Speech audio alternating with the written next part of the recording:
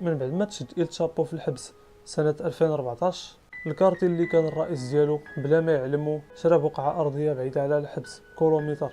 وحتى إلا كان إل تشابو كان كيفكر أنه ينظم الهروب ديالو وينسق مع الناس ديالو، كان هادشي مستحيل حيت كان مراقب من جميع الجوانب.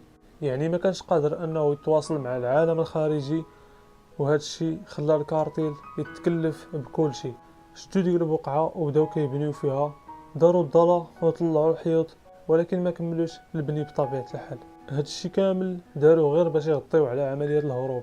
وهنا قرروا يبداو يحفروا نفق تحت الارض في الدار اللي كانوا كيبنيوها مباشره في اتجاه السجن، وبالضبط تحت الزنزانه اللي فيها إل تشابو. وهذا كان تحدي كبير لهم، واخا كان في امكانهم انهم يجيبوا اقوى حفاره في العالم. هادشي علاش ما خصهمش يغامروا واضطروا انهم يستعملوا ادوات بدائيه وبسيطه